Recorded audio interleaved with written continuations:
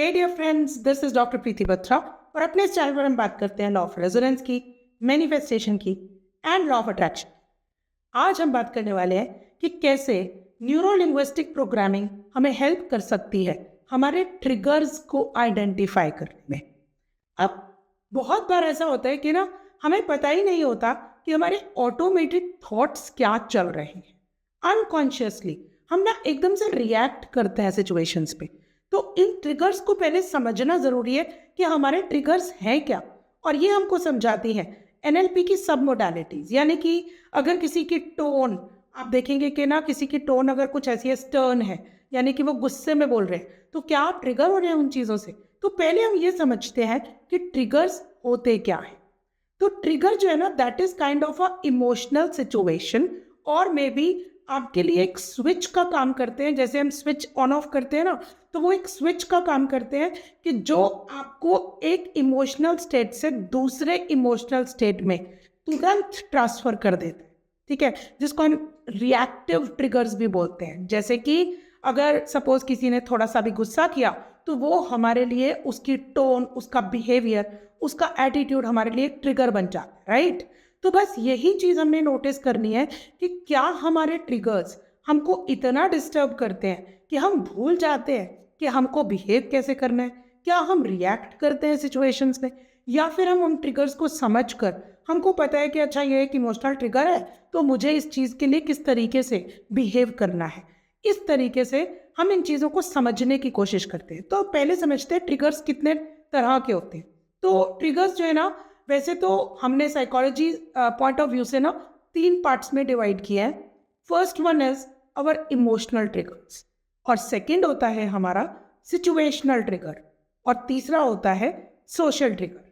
तो इन तीनों ट्रिगर्स को अलग अलग तरीके से समझते हैं।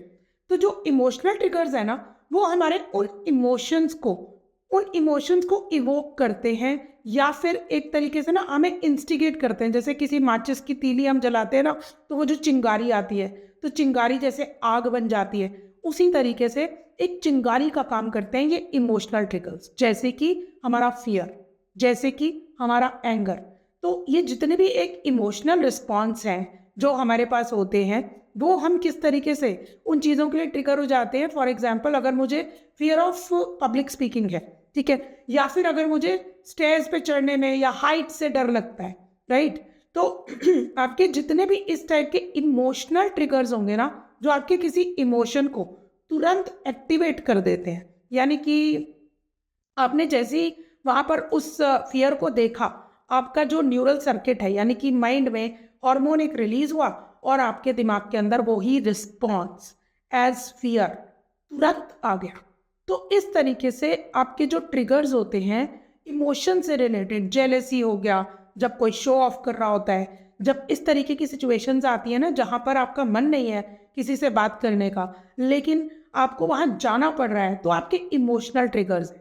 जहाँ जहाँ पर भी आपके इमोशनल ट्रिगर्स आएंगे वहाँ पर आपको ये समझना है कि कौन सी ऐसी चीज़ है जिसकी वजह से ये एक नया इमोशन, यानी कि मैं अपने एक नॉर्मल स्टेट से एक फियरफुल स्टेट में, या फिर एक जेलस स्टेट में, या फिर एक एंग्री स्टेट में अपने आप को ट्रांसफर होते हुए देखती हूँ या देखता हूँ।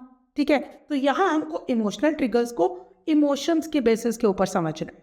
दूसरे टाइप के ट्रिगर्स हमारे होते हैं सिचुएशनल ट्रिगर्स, यानी कि हमको सिचुएशन चेक करनी है कि अरे ये कैसी सिचुएशन है जिस सिचुएशन में मुझे ट्रिगर्ड फीलिंग आती है। से फॉर एग्जाम्पल क्राउडेड प्लेसेस में जाना, तो हमको जो है वहाँ पर एक ट्रिगर हो जाता है, फिर से एक इमोशन हो जाता है ट्रिगर, क्योंकि हमारा मन नहीं है क्राउडेड प्लेसेस में जाने का। ठीक है, तो एक सिचुएशन अराइज हो गई जहाँ पर आप, जैसे सपोज आपको जो है हाइट का फोबिया रहता है, तो अगर आप हाइट वाले प्लेस में जाने वाले हैं तो ये सिचुएशन आपके माइंड में पहले से ही वो ट्रिगर ले आती है। तो कहीं ना कहीं इमोशनल और सिचुएशनल, इनफैक्ट सोशल भी आपस में इंटरकनेक्टेड है, क्योंकि अल्टीमेटली हर स्टेट जो है वो किसी ना किसी इमोशन को ही लाने वाली है।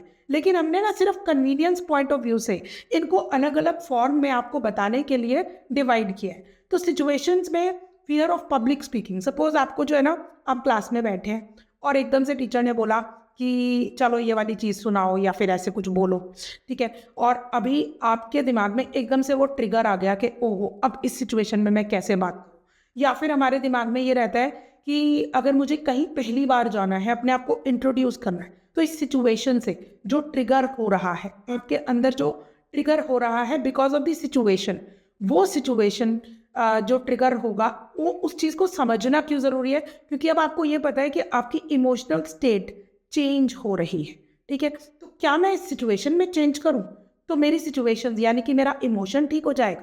अब सिचुएशन तो ये बोल रही है कि मुझे पब्लिक में बोलना ही पड़ेगा, यानी कि अगर मैं क्लास में पहली बार गई हूँ तो मुझे तो अपने आप को इंट्रोड्यूस करना ही पड़ेगा, ठीक है। अब अगर मैं अपने आप को इस सिचुएशन में ऐसे समझ कर जाऊंगी कि मुझे डर लगता है, तो ऑब्वियसली इस सिचुएशन में मुझे बहुत ज़्यादा फियरफुल फीलिंग आएगी, राइट।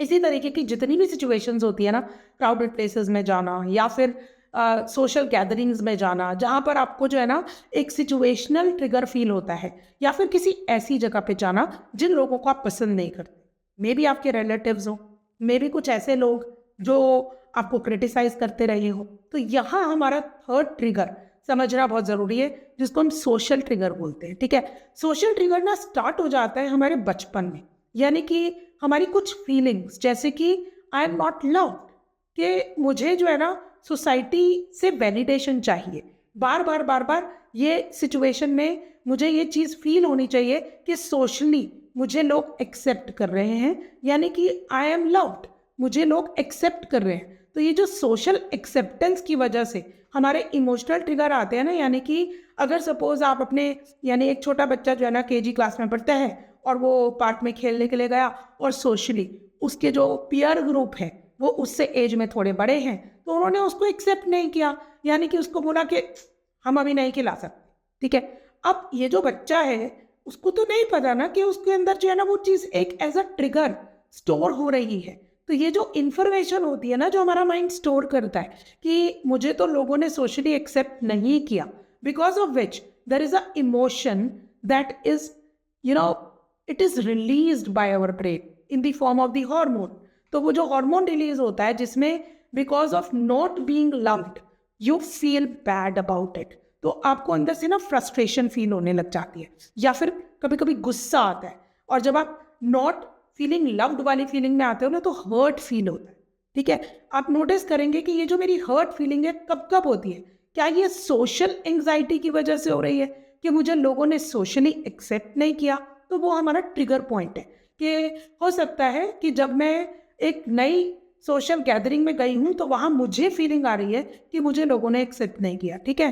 तो इन फीलिंग्स को समझना क्यों ज़रूरी है, तो सबसे पहले तो ये जो सोशल एंग्जाइटी है ना, इसमें इसके फॉर्मेट्स को समझना ज़रूरी है, यानी कि आई एम नॉट लव्ड, यानी लोग मुझे वैलिडेट नहीं करते, I am not heard, most of the times आप अपनी बात बोलते रह जाते हो और आपको ऐसा लगता है कि कोई मुझे सुन ही नहीं रहा, ठीक है। या फिर आई एम नॉट सिग्निफिकेंट, मुझे लोग ज़्यादा जो है ना सीरियसली नहीं लेते हैं, राइट। और या फिर एक बहुत ही ज़्यादा ट्रिगर पॉइंट होता है जब हम खुद को कंपेयर कर रहे होते हैं लोगों के साथ में, सोशली अनएक्सेप्टेबल समझते हैं हम खुद को, कि हमको लगता है कि हमसे बेटर लोग यहाँ पर अवेलेबल हैं, तो उसमें ना हम लोगों को लगता है I am not good enough, ठीक है। ये सारे ट्रिगर्स को समझना बहुत ज़रूरी है, क्योंकि जब तक हम ये ट्रिगर्स को समझेंगे नहीं तब तक हमको ये कैसे समझ में आएगा कि हमको इन ट्रिगर्स से बाहर कैसे निकलना है, राइट। तो इसमें हमारे को न्यूरो लिंग्विस्टिक प्रोग्रामिंग बहुत ज़बरदस्त हेल्प करती है समझने में कि हमारे ट्रिगर्स क्या हैं। पहले तो हमको ये समझना है, जो कि मैंने आपके साथ लास्ट वीडियो में भी शेयर किया था, अबाउट मोडालिटीज़ एंड सब मोडालिटीज़। जब हम इन सब मोडालिटीज़ को समझते हैं ना, तो हमें विजुअल सेंस से समझ में आता है कि शायद लोग हमको एक्सेप्ट नहीं कर रहे। तो हम ये देखते हैं कि क्या हाव भाव हैं ऐसे लोगों में, कि हमको ऐसा क्यों लग रहा है कि वो हमको वैलिडेट नहीं कर रहे हैं। और हमको मेजरली ये इसलिए लग रहा होता है क्योंकि हमने ना बचपन में उस टाइप के हाव भाव को उसी तरीके से स्टडी किया होता है, या हमारे माइंड ने ना इन्फॉर्मेशन स्टोर कर रखी होती है कि ये इंसान मुझे लाइक नहीं करता, क्यों, क्योंकि इसकी बॉडी लैंग्वेज ऐसे बोल रही है, ठीक है। अब हो सकता है कि जो दूसरे की बॉडी लैंग्वेज बोल रही है वो आपकी नज़र में सच हो, लेकिन क्या इस इंसान की बॉडी लैंग्वेज हर एक के साथ ऐसी है? अगर नहीं, अगर कुछ ऐसे लोग भी हैं जिनके साथ में इनकी बॉडी लैंग्वेज बहुत काम है, बहुत जो है कंपोज्ड है, यानी कि ये गुस्सा नहीं हो रहे हैं, तो जो दूसरे लोग हैं जिनके साथ ये गुस्सा नहीं हो रहे हैं, या फिर जो जिनको ये लोग जो है ना वो काम तरीके से मिल रहे हैं, उन लोगों के किस बिहेवियर की वजह से वो ऐसा नहीं, कहीं ऐसा तो नहीं है कि मेरी अपनी फीलिंग की वजह से मुझे लोग सिग्निफिकेंट नहीं समझते हैं। यहाँ हमको ये समझना है कि ये जो NLP का एक मेटा मॉडल, यानी कि क्वेश्चंस करना, asking questions from yourself so that you understand the perspectives of people, हर इंसान के पर्सपेक्टिव को समझना। तो आप ही अपने आप से पूछते हैं कि मेरे लिए इस फीलिंग का मतलब क्या है, what is the meaning of this feeling. Say for example when I am feeling hurt, तो आप अपने इमोशंस को लिख के देखिए क्या क्या कारण है, क्या क्या रीजंस है, क्या क्या वो तरीके होते हैं, या फिर क्या क्या वो सिचुएशंस होती है when you start feeling hurt. ठीक है, देखिए लिखना क्यों ज़रूरी है, क्योंकि न्यूरो लिंग्विस्टिक प्रोग्रामिंग में ये समझना बहुत ज़रूरी है कि हमारे नर्व्स आपस में उनका करस्पॉन्डेंस क्या चल रहा है, उनका कम्युनिकेशन क्या चल रहा है। क्योंकि जब तक हमको ये समझ में नहीं आएगा ना, हमको ये समझ में नहीं आएगा कि हमको चेंज क्या करना है या कैसे करना है।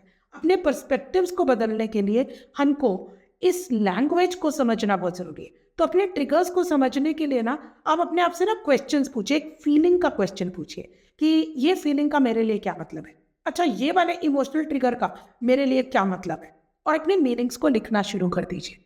और फिर देखिए कब कब ऐसा होता है कि आप इस फीलिंग को फील करते हैं। ठीक है, धीरे धीरे मैं आपको आने वाले वीडियोस में बताऊंगी कि इनसे बाहर कैसे आ सकते हैं, क्योंकि NLP में बहुत सारी टेक्निक्स हैं जिनसे इन ट्रिगर्स में से बाहर आया जा सकता है और मैनिफेस्ट की जा सकती है वो लाइफ जो आप ट्रूली सोचते हैं कि आप डिजर्व करते हैं। ठीक है, और ये कैसे होगा, देखते रहिए मेरे वीडियोस, और प्लीज़ इस चैनल को सब्सक्राइब कीजिए। अगर आपको इस चैनल में कही हुई बातें अच्छी लगती हैं, आप उनको अप्लाई करते हैं, और ज़रूर लिखिएगा अपने कमेंट्स में कि आपको और किन चीज़ों पर वीडियो बनाना है। Thank you so much for watching.